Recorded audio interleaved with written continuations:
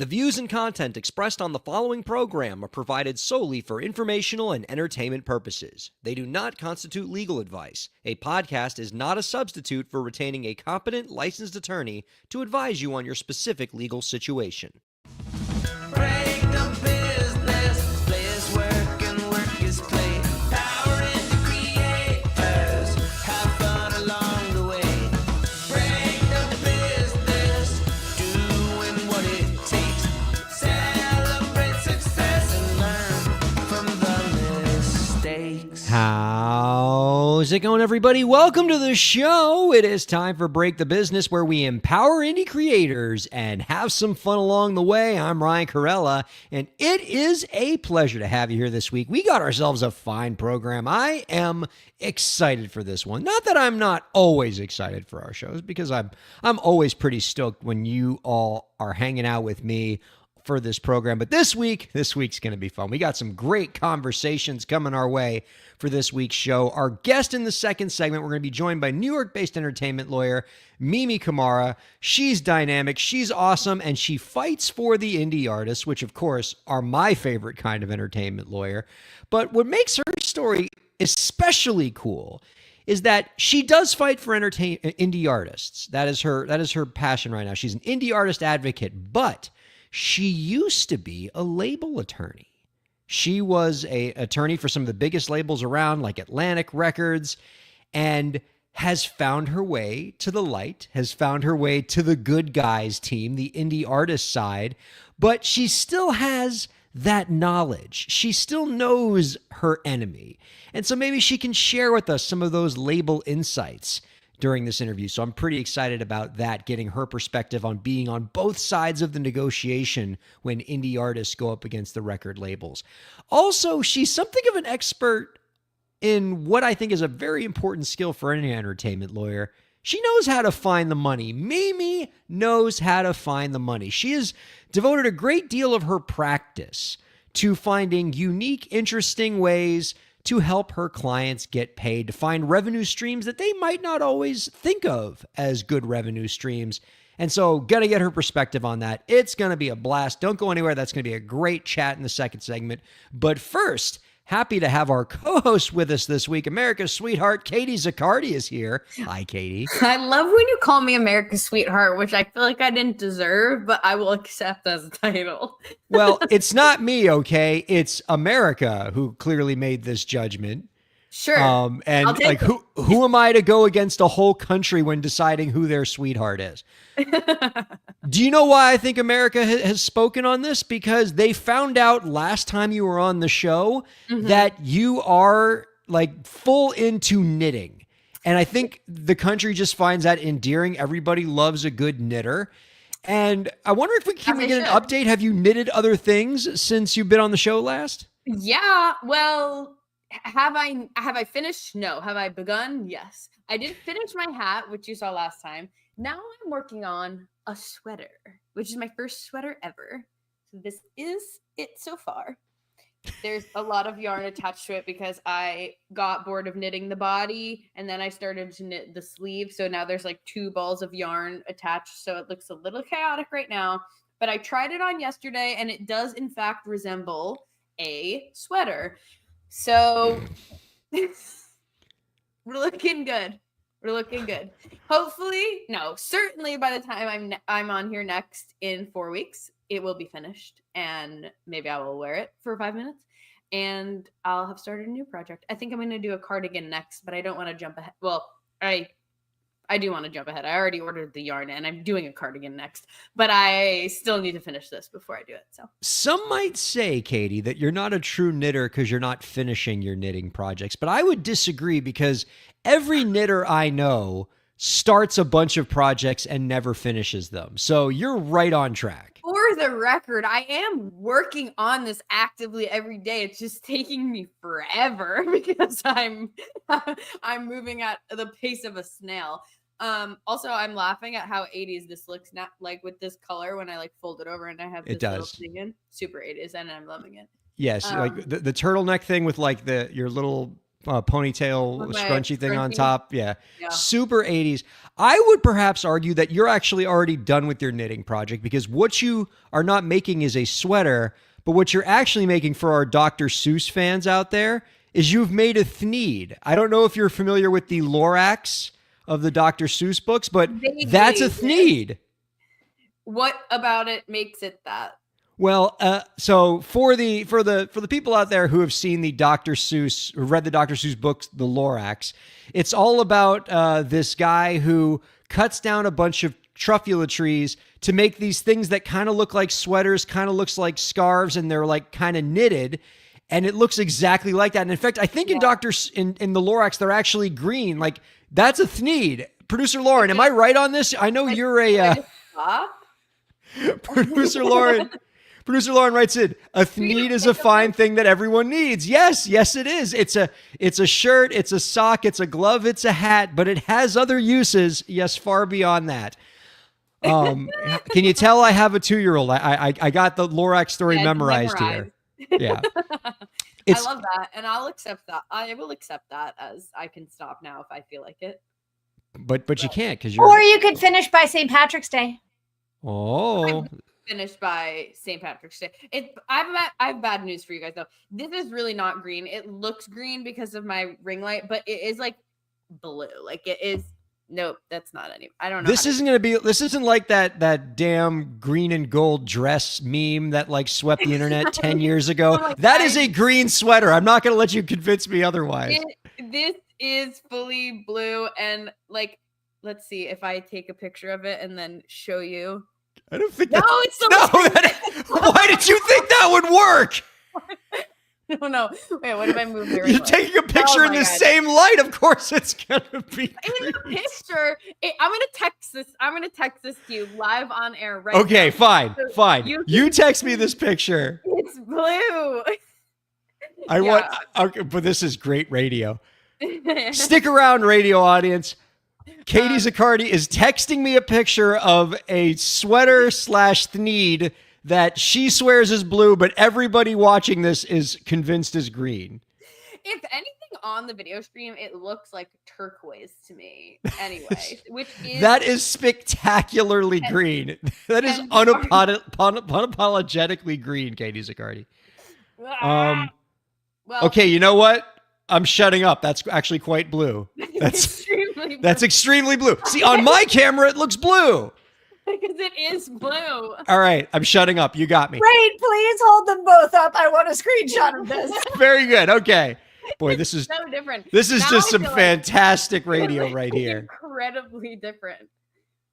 I don't know how it's so different because I don't have like a dramatic light on. I just have a warm ring light in front of me, so it shouldn't be that bad. Boy, lighting is crazy, huh? Yeah. So there's no way, Katie, to transition from sweater thneed color of knitting talk to anti-money laundering federal statutes talk, but that's where we have to go.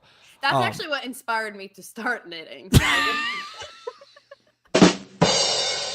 Of course.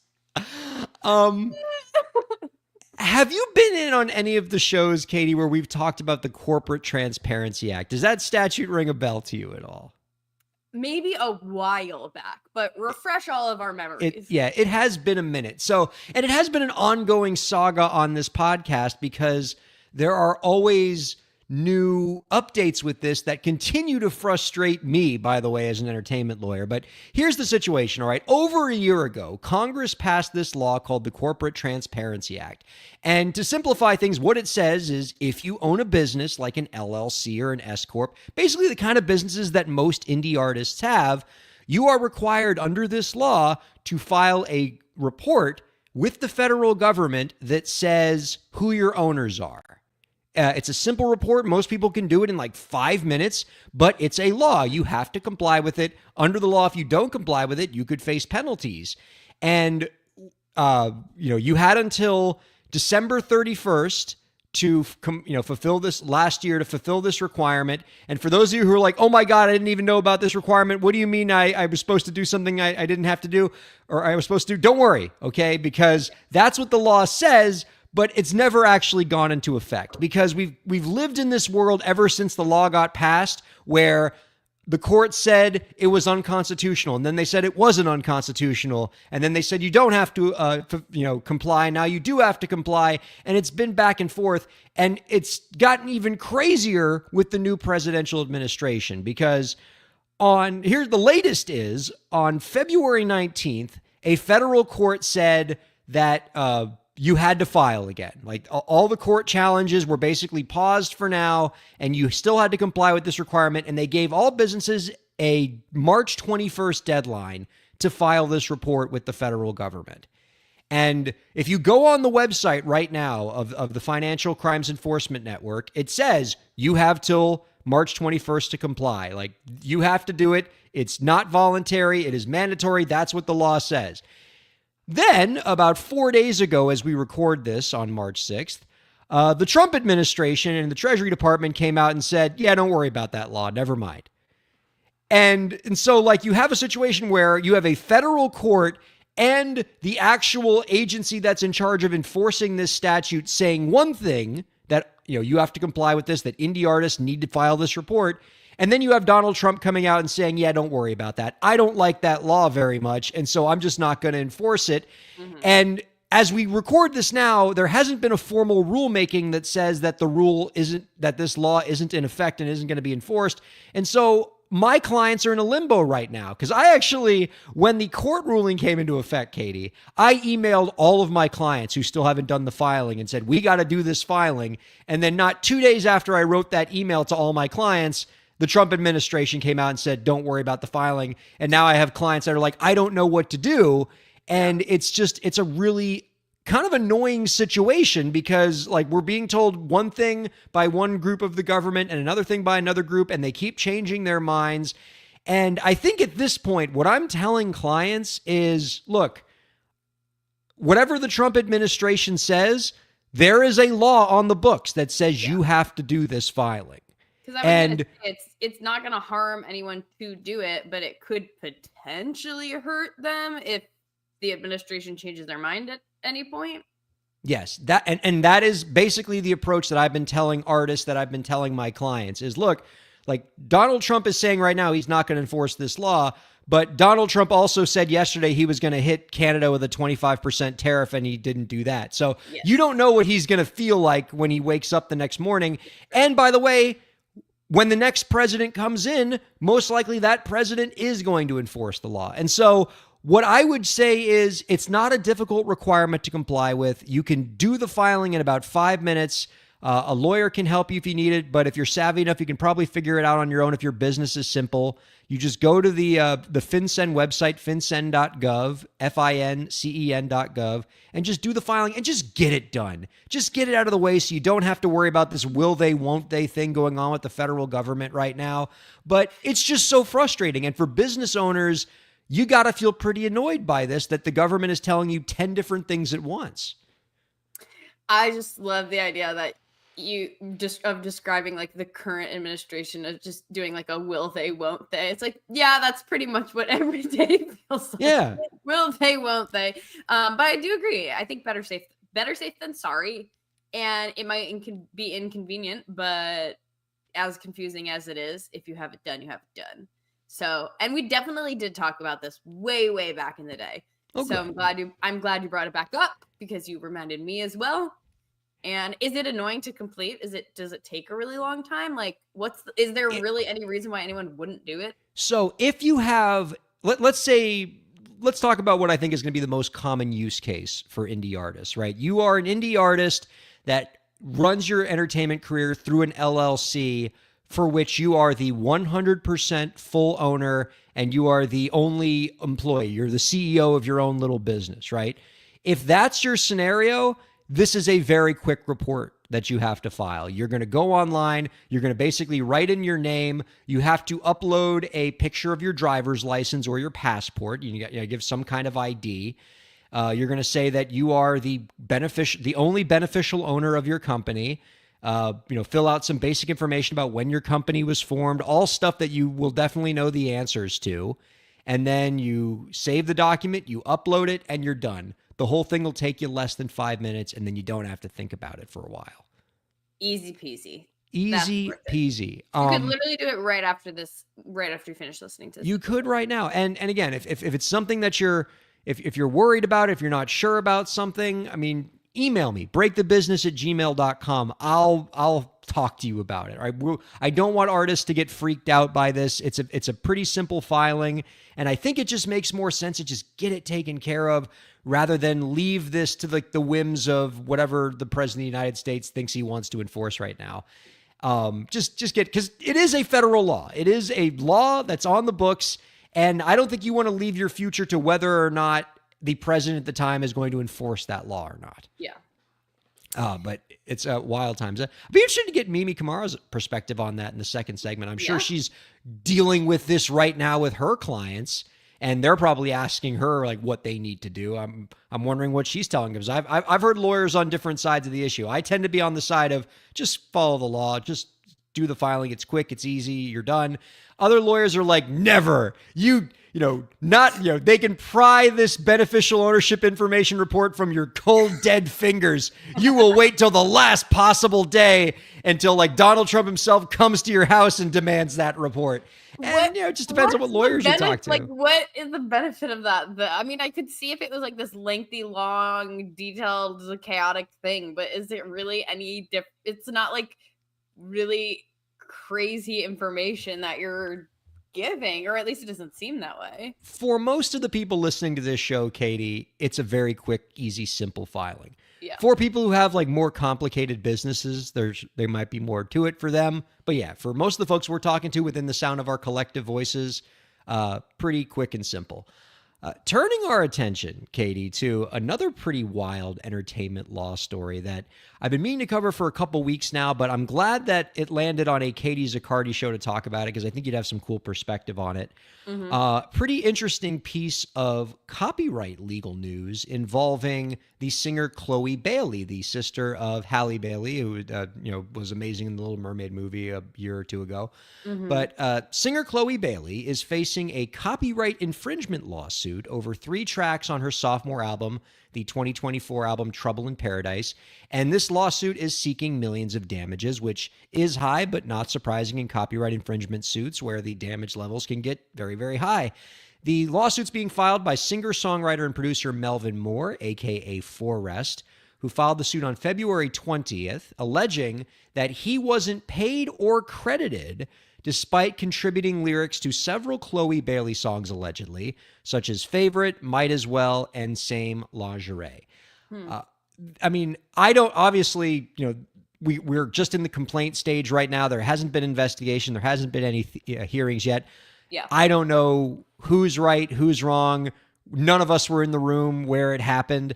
But when I hear cases like this, it does remind me of something that I often tell indie artists because about how to protect themselves, because this situation that's happening right now with Chloe Bailey is absolutely something that can happen to any indie artist, right? When you're making an album, when you're writing an album, when you're doing anything involving the creating of music, you're going to have a lot of people around you that are working on your project in some way. You're going to have musicians that are playing songs, engineers, producers, music executives that are hanging around. A lot of people will be within 100 feet of your project. And at any time, any one of them might feel inclined to say, hey, I think that I helped you write that song for your album or one of the songs for your album. And you can't prove otherwise. And maybe you as an artist can say, well, hey, I have this split sheet that me and the other 2 people who actually helped write this song worked on, or that we all signed. So I know who wrote this song because it's all in the split sheet. And that other person who maybe wants to try to make a buck off you could say, well, I also helped write the song too. I might not be in that split sheet, but I helped contribute and you're trying to cut me out.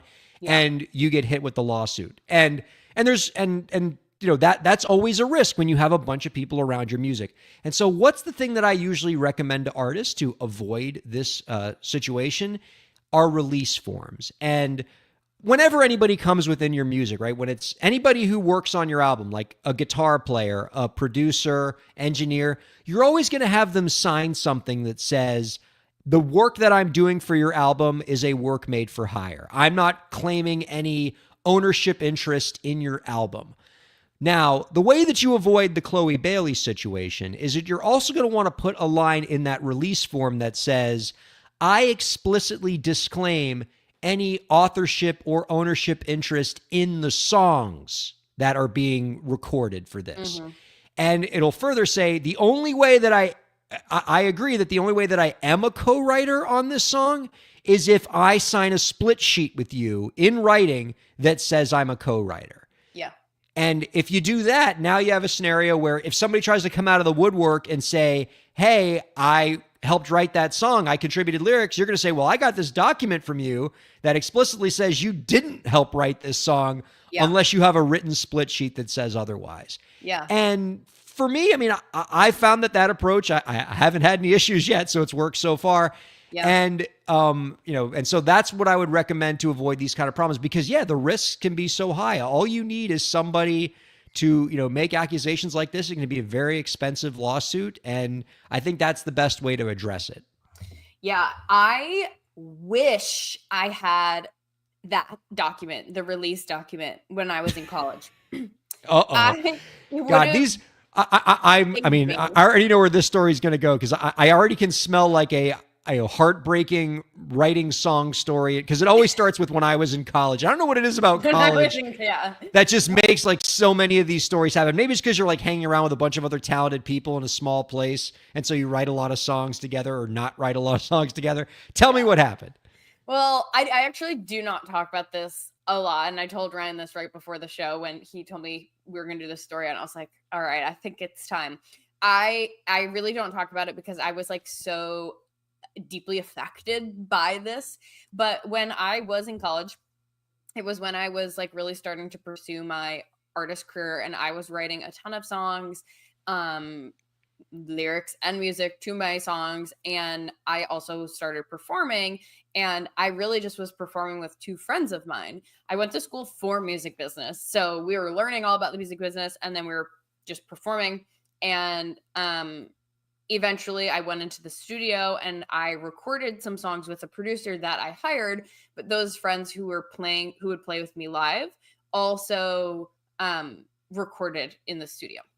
Now, like long story short, we got into a circumstance where like after some time, it basically just became clear that where I had been operating and everything was always under my name. Again, I wrote the music and the lyrics, but they would help create arrangements for new songs because we'd perform them live and we'd kind of just mess around in the rehearsal room and like see what sounded cool. Which I think is where it gets murky. And I want to like dive into that a little bit deeper too. Although I think the work for hire thing pretty much covers it, but I do want to circle back to that.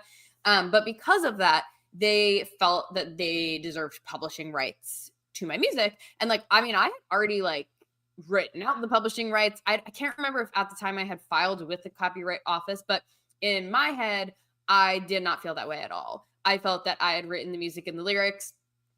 We were in college. I was funding everything on my own dime, but I wasn't really like paying them beyond if we made money at a gig, I'd split it with everyone. But if we were at everything else was like a loss for me. If I was putting the money forward, I paid for all the recording and so on and so forth. So it was just like a huge lesson because if I were to do it differently, I would have done a release. I would have also, even though I was a broke college student, I would have found a way to pay them or work out some sort of deal. So it was like clear what work was happening.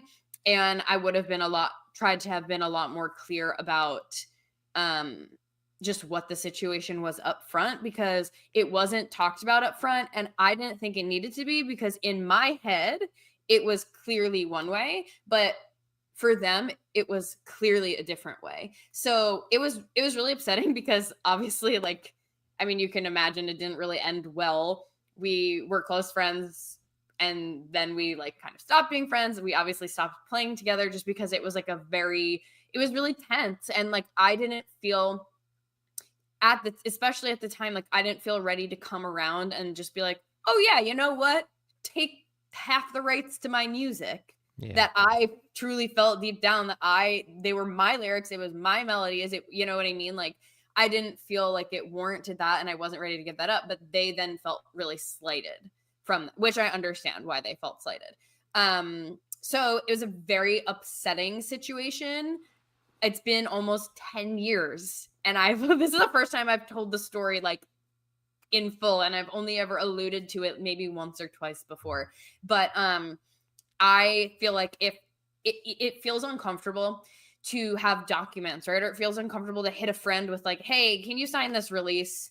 Or hey, can we do this split sheet?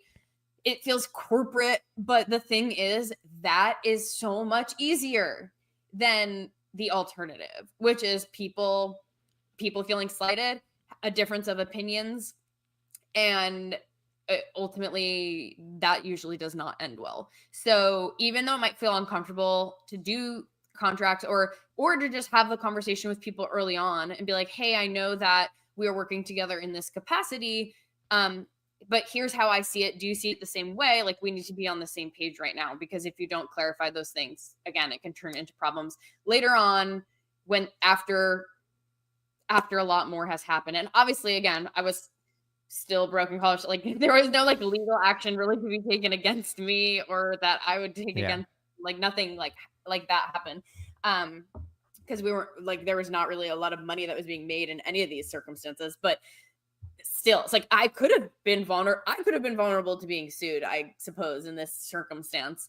But yeah, so that's the story. And what I would love to again circle back on is that sort of blurry line, because even when you're working with producers, like for instance, we go mainstream, I'm thinking of Jack Antonoff. He works with Lana Del Rey, Taylor Swift. We'll just use her as the example. There's that clip of them doing like the getaway car and creating it. And you can tell that he's a producer, but he's also a co-writer, and he's also like, he's giving stuff into it.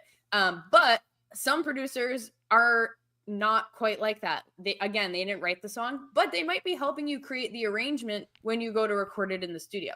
Does that make them co-writers? Does that not? Bandmates alike might be helping you create the arrangement. Does that make them co-writers? Does that not? I think that there's not necessarily a right or wrong answer to it, because if you want to give people credit for stuff, like, there's nothing saying you can't. But I also think that it's not cut and dry where just because someone wrote a guitar riff for an arrangement that they deserve co-writing credits. And I'm very sensitive to this. I love to play around with arrangements. I love to create new arrangements of stuff. I love to work with people who bring ideas to arrangements. In my eyes, I still see the song as the song, regardless of like guitar riffs that might happen in certain arrangements, but it's still a little nuanced, I think. And that is where I still stay very sensitive about the topic and try to like be as careful as I can when I'm working with people. So much to unpack there. I mean, first, I'm kind of blown away by the perspective that you have with this in terms of being able to acknowledge, and maybe this is because of the time that's passed, you being able to say kind of that the folks that you wrote with, I could see where they were coming from. Yeah. While also kind of seeing your perspective. Like, that's amazing. That speaks to your character. But in terms of what you mentioned there at the end about like the blurry line between when is something songwriting versus when is something an arrangement contribution that doesn't rise to the level of co-writing. Right. And that really depends on what room you're in and what the writers feel. Like, the classic definition that, that I was taught, and that was the industry standard for a long time, was melody and lyrics is songwriting. Which is what everything I go by else. as well, typically. Arrangements, harmonies, chord progressions is not songwriting. But I think even that classic model has fallen away, especially when you get into genres like hip hop and dance, where the arrangement and like the beat is so much in the essence of the song. How can you not give the people who helped create that publishing credit? And so where I've basically landed is, a songwriter is what a person is a songwriter if the songwriters agree that they're a songwriter. And I know that's not a satisfying definition, but that's why you have paperwork that makes it clear who is and who is not a songwriter. And so, like, let's say you have a producer who's working with you and they are a Jack Antonoff type, where maybe what they could be doing as a producer could, be considered songwriting. Yeah. it is very critical. And I do this in my production agreements when I represent artists who are across the table from a producer. I'm always going to have a line in the producer agreement that says, you are not a co-writer on any of these songs unless you sign a subsequent split sheet that says that you are. And that way you create a clear dividing line. Because I think in this day and age, the only way to really distinguish who is a songwriter and who is not, what contribution is considered songwriting and what is not, is whatever the paperwork says. And I guess part of like the nuance of how I see it is like, if I go into a studio with a producer, I mean, the job I'm hiring them for is to produce. It's to create more of this. But at the end of the day, if I wanted to take the song that I created and go play it acoustic without any of the production that they made, that song is still the same song, and they didn't write that song. But like you said, there are definitely instances where maybe you go into a studio, you're recording 10 songs with a producer, they've signed that release, they're not co-writers, and that is true for 9 out of 10 songs. But then the 10th song, you guys change something on the bridge together and you come up with it together, and it's based off of like a new guitar riff and a new melody that the producer came up with. I think the key there is like, okay, so we're seeing that things might have changed. Someone has to advocate for this. And so like if the artist has hired the producer and the artist to their own free will feels strongly, hey, I want to give you co-writing credit. I feel that you wrote a part of this song. How does 25% sound? And you both agree? Cool. But if the artist doesn't do this and you're the producer in this example, and you feel that you deserve co-writing credit, you have to speak up, because otherwise it doesn't just appear. Like split sheets don't just appear and write themselves based on what happened. And so I think it's important to just keep that communication, because if nobody says anything, like maybe the artist just isn't thinking of it first of all, or they don't necessarily like feel that it warrants that actively. But if the producer brings it up, then the artist has the opportunity to say, okay, either like, no, I don't feel that way, or okay, we're not going to use it if you feel that way, or yeah, I agree with you. Let's go ahead and do that now so that we're all on the same page. But like you also, I mean, you just don't want to end up resenting either way. And in this example that I'm using, like if you're the producer and then all of a sudden you like end up bitter, okay, well you can't sue or you can't do anything because you signed the release and you also didn't speak up when the opportunity came. So I do encourage people, like if you're in a rehearsal room or if you're in a studio and you feel that you deserve more, say something. Say something and say something now, because otherwise if you're harboring secrets about it or harboring resentment about it, or you just never say something but then you want to like hold it against someone later, or you feel differently later, again, it just causes problems. As you can see, I'm very sensitive about this topic. I appreciate you bearing your soul on this. Your perspective is really valuable.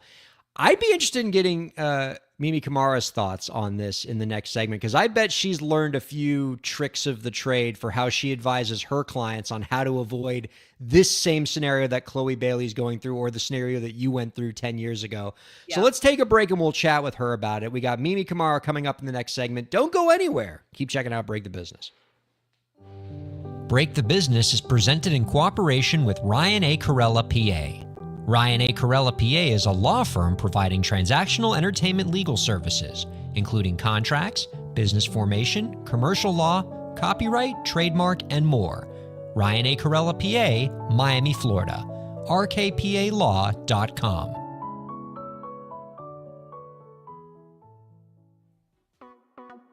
Streaming services for Break the Business provided by LEK Entertainment. LEK Entertainment is a full-service entertainment company offering everything from consultations to full-scale events and productions, including audio and video productions, voiceovers, staged theatrical productions, script and music development, and streaming services. For more information, visit lekentertainment.com. LEK Entertainment wants to help you bring your story to life.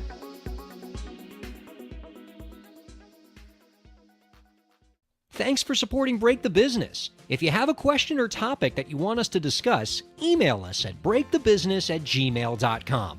You can follow the host, that's me, on Twitter at Ryan Kair, and you can follow the show at the BTB Podcast. Be sure to subscribe to the show on Twitch, YouTube, and Facebook, and on all major podcast platforms. And now, let's get back to the show. Welcome back to Break the Business, everybody. Ryan Kairalla here with Katie Zaccardi. I want to revise slightly something I said way in the beginning of the first segment when we were talking about The Lorax, the Dr. Seuss book, because I feel like a lot of what I said in the first segment was sort of a endorsement of that book and specifically reading it to children as I did with my toddler. And I want to revise that because I'm not sure if we should be reading The Lorax to children, mainly because it's unbelievably sad. Like, if you want to read a book and then, watch your toddler get to watch you cry for the first time, by all means, read The Lorax, the saddest effing book. No, second saddest book is the saddest book that's supposed to be a book for children is The Giving Tree. That book is a menace. But close second, The Lorax, which is so unbelievably sad. Let it out, Ryan. Let it Oh out. my God. Both of those books will just completely crush your spirit. Welcome back to Break This Business, everybody. Thank you all for checking out this show wherever you check us out, whether it's on SiriusXM 145, our live stream partner, Volume.com, or on all major podcast platforms, wherever you're taking in this program. Gosh, we're just so grateful that you are. Thank you so much for your support, and thank you for telling a friend. Let's go ahead and bring out our guest this week. She's the voice for those who sing their soul, fighting battles where the contracts roll. From the label's grip to artist's gold, Mimi's here to break the mold. She's got the power to light the way, turning darkness into bright new day. For every artist finding their say, Mimi's the guide to a better way. Our guest this week is an acclaimed New York-based entertainment lawyer. After spending a decade leading deals for Atlantic Records and Warner Records, our guest today runs her own practice focused on helping independent artists build sustainable careers while avoiding costly industry pitfalls. You can follow our guest on Instagram at It's Mimi Martine. We are happy to welcome Mimi Kamara on to Break the Business. Hi, Mimi. Hi, Ryan. Hi, Katie. That intro song was so lit. I feel like I want to license that from you. Let me know what the sweet sheets are so I can get pub approvals from whoever helps write that. Well, Ryan, are you going to steal all the splits from AI? You can thank the good people at Suno for. I mean, I was a lyrical contributor, so I'll give myself credit there. But since we're talking about split sheets, Mimi, wanted to know if I could get your perspective on the conversation that we were talking about in the last segment. I don't know how familiar you are with this Chloe Bailey lawsuit, how one of her contributors basically said, hey, I helped write one of these songs, and you're saying I didn't, and now you owe me money. What advice do you give your clients and artists to avoid this nightmare scenario?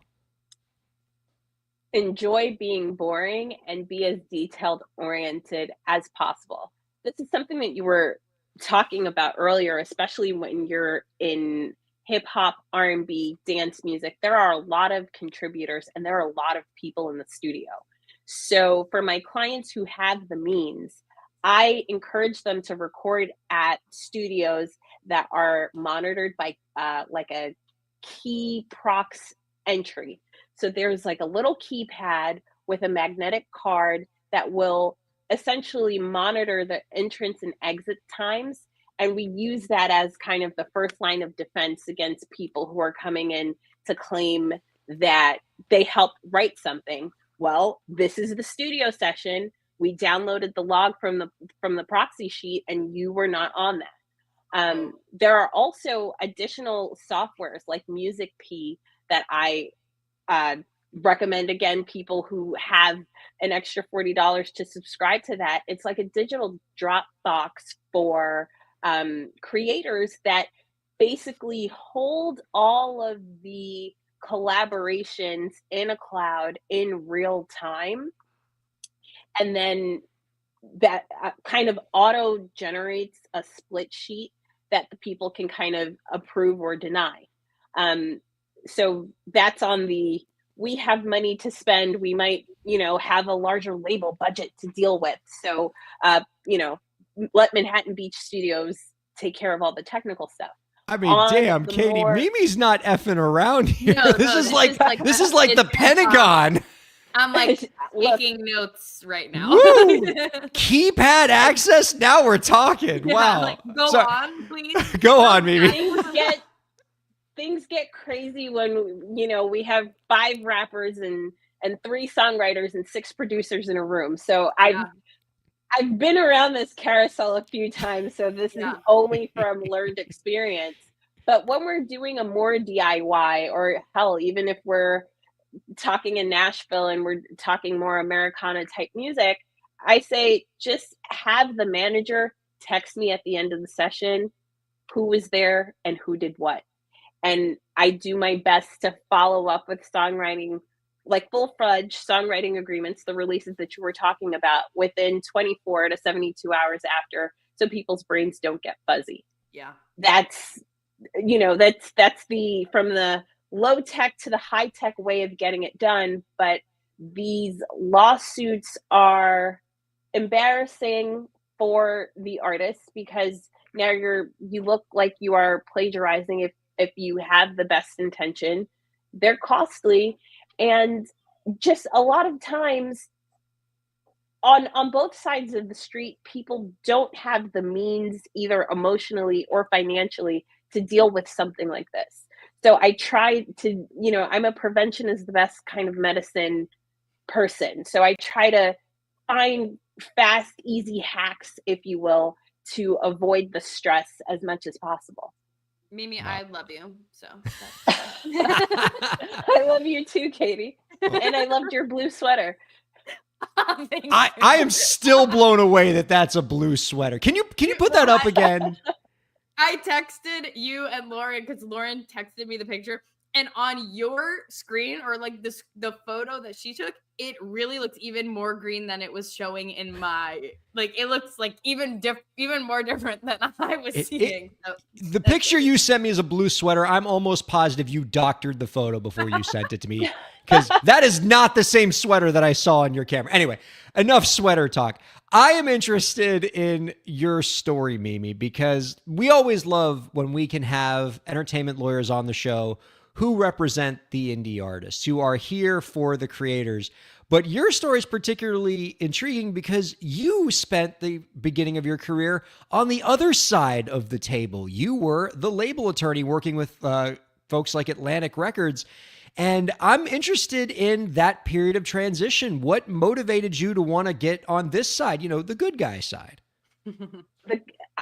Seeing you and super lawyers in Miami year after year, I was like, damn, that Ryan, he's sharp.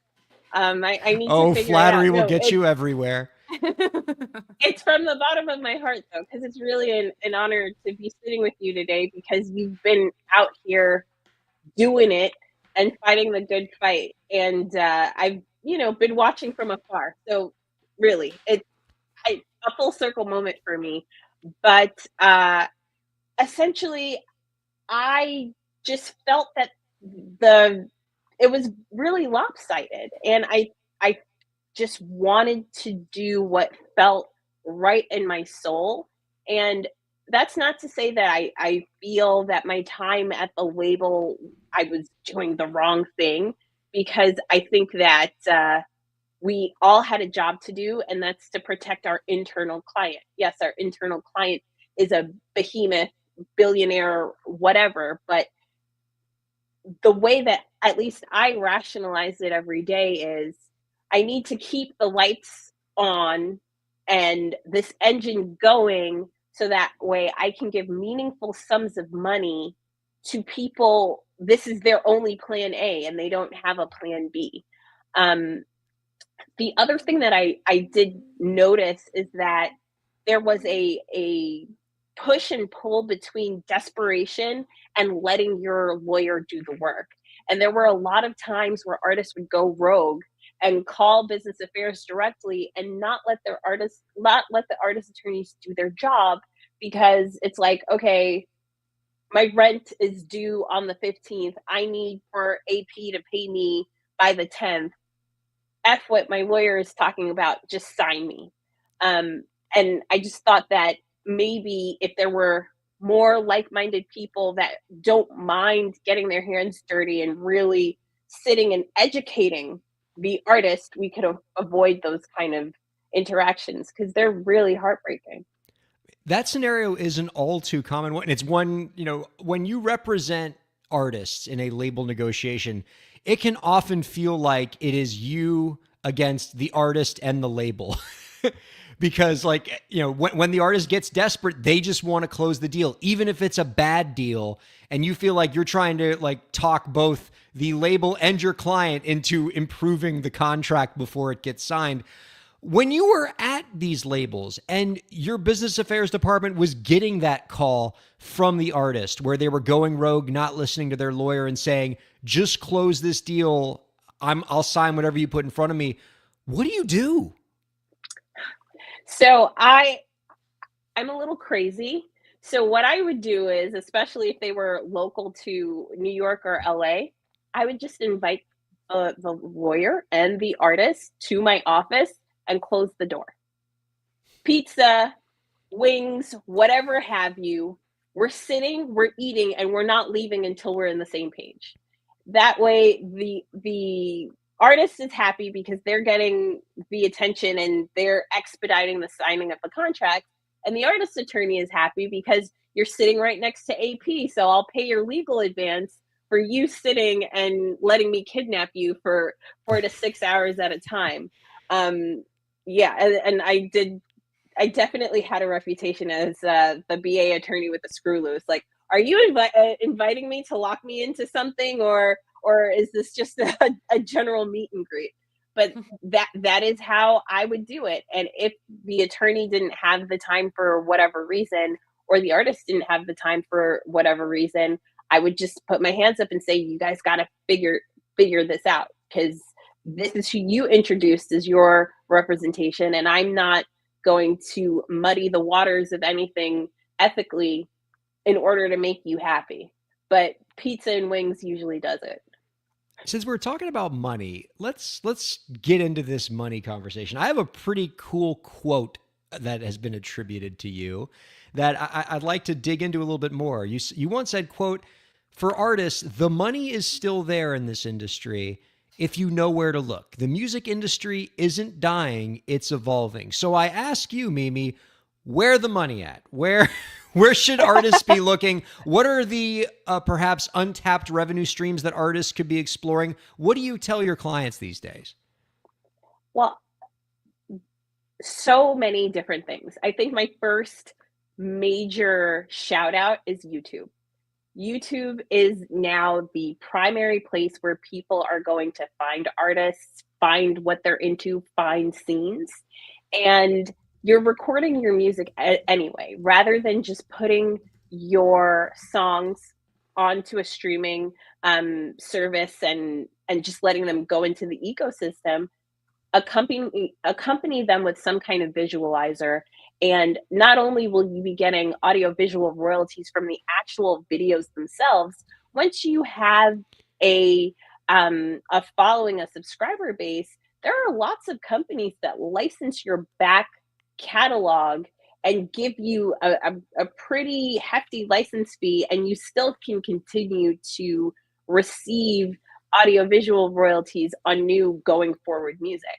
So YouTube is functioning as like a investor almost in new artists, and then you can take all of that revenue and put your content on a distributor rather than going to the labels and signing everything over for a 16-point royalty with half-point escalations at gold and platinum. And speaking of label deals, since you have had the experience on the label side and you have the intel and you know where the metaphorical bodies are buried in terms of how these labels set up their contracts and the ways that they try to, get advantage on the artists.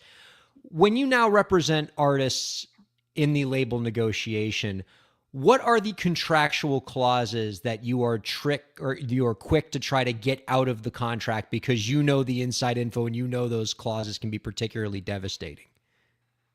I hate to sound like I'm beating the dead horse with the YouTube, but I'm always excluding non-musical content from YouTube from the deal, because as the label, they want to administer and take all of your YouTube revenue, whether it's a music video or whether you're putting your cooking show on. And because YouTube as a DSP is also now this weird channel where everyone goes to watch everything, and artists are so multifaceted, they're just putting their random daily vlogs that also is boosting up your royalties and your subscribers.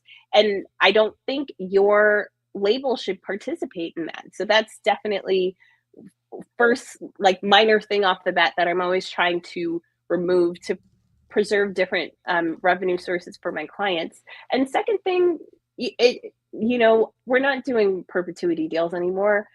Give me a license deal, get me as close to 8% on a distro fee as possible. I like that. I dig that. When trying to negotiate the YouTube money out of a record deal, how receptive are labels are to that, particularly with the rise of 360 deals and labels trying to basically claim an entire artist's income streams, regardless of whether it's making music or acting in movies or writing books? Is this something where the labels are willing to let it go, or do they, squeeze very tightly to that YouTube money?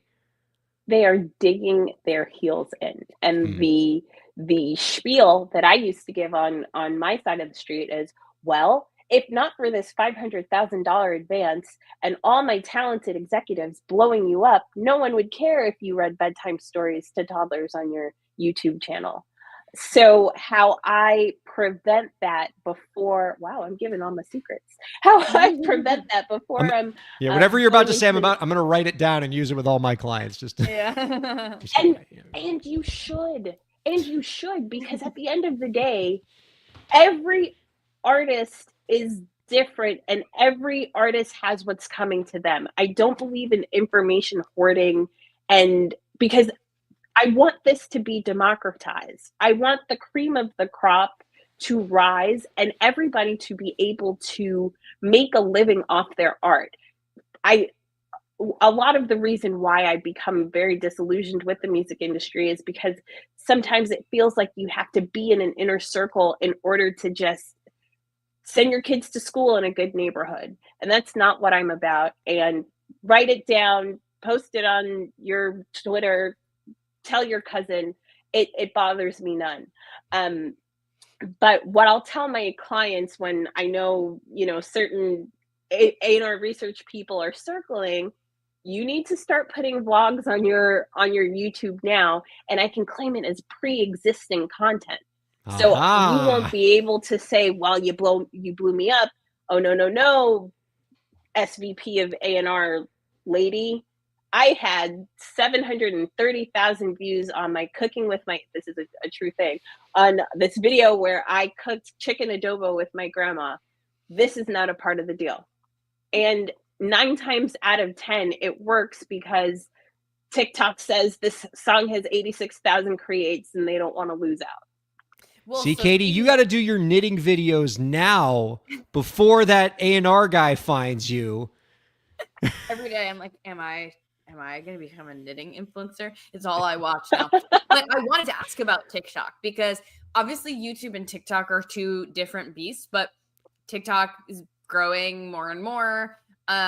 It's a little more flaky in the sense, like Ryan, earlier we were talking about administrations enforcing things or not. And like TikTok is literally one of those things that the administration was just like, I guess we're not enforcing this ban anymore. So it's more up in the air, but it is still able to be monetized, though one could argue maybe not as much as YouTube is. But how are labels seeing that? And then what are you as a lawyer representing artists, like, how are you considering that? I'm assuming a lot of the artists you work with probably grow on TikTok first, whether before or after label signing. But how does that fold into things? Is it different than YouTube? Is it similar? Where do you see that? So I would say in the last year, so 2024 into 2025, that TikTok research signing momentum has died in comparison to that peak it was at 2020 and 2021. Interesting. And the labels in general are looking more so at the data that is coming from YouTube to decide who's hot, who's not, versus TikTok because of all this, back and forth. Not to say that if you don't have a bustling TikTok property, that isn't proof of concept for these A&Rs nowadays. But the days where A&Rs would just camp on TikTok 24/7 to figure it out, that's not where the new talent is going, but it's more so where people are going to put gasoline to make something culturally relevant. So after the artist is signed, that's when the budgets are being allocated to the different influencers to make the song pop and to make the song or the challenge something that everyone wants to do in their households. But the discovery is primarily happening on YouTube now.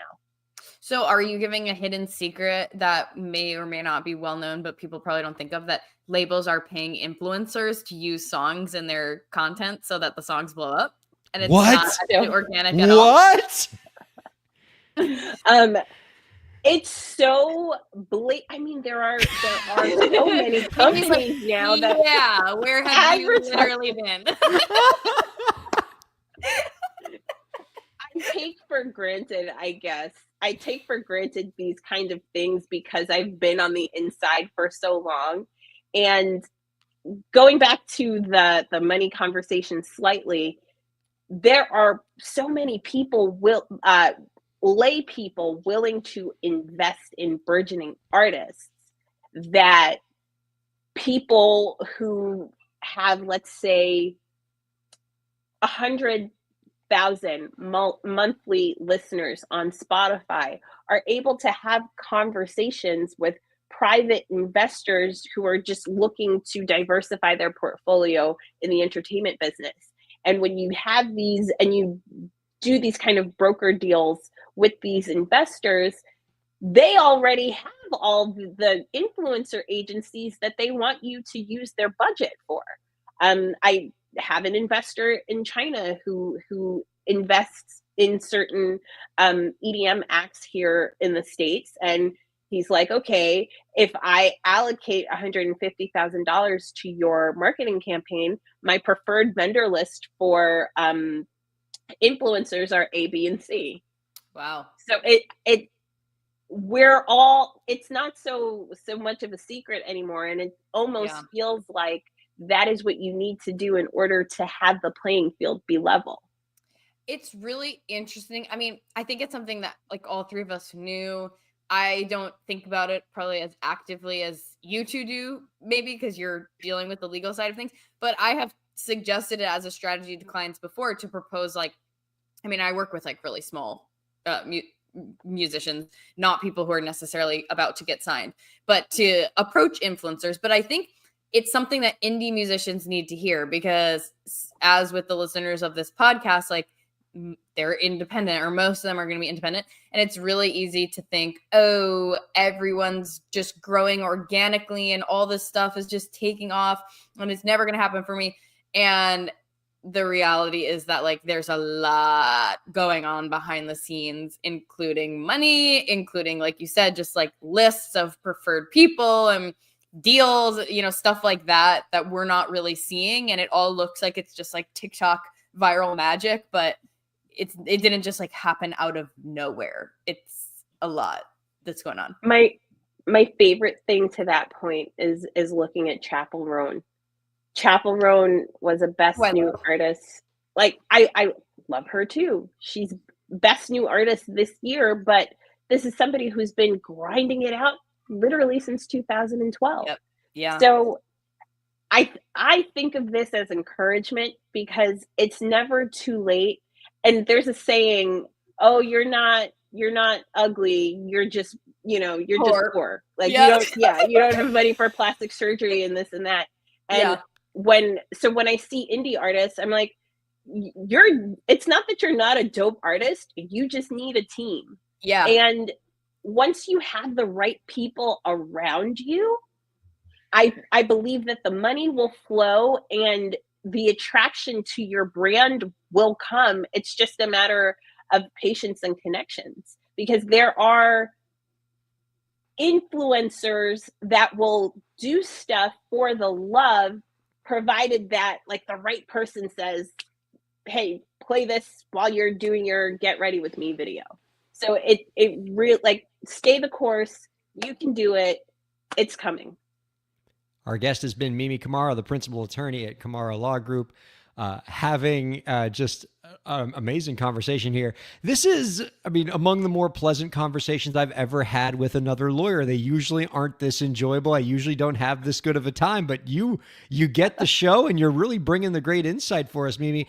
I kind of am bummed that we're at the end of our radio time here because I have about 1,000 more questions to ask you, which means we have to have you back on the show real soon. I know for a fact, for example, that you were on Who Wants to Be a Millionaire. I got to hear those stories. That's pretty awesome.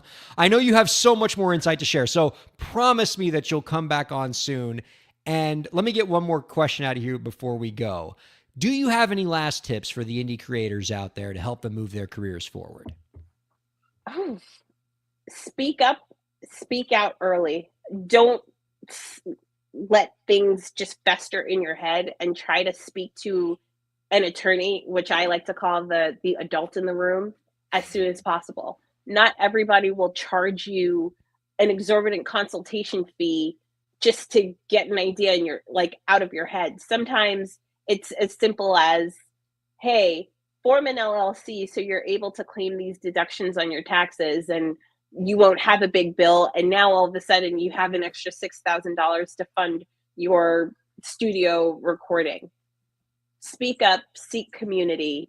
You can do it. Our thanks to Mimi Kamara and Katie Zaccardi and Katie Zaccardi's Knitting Needles.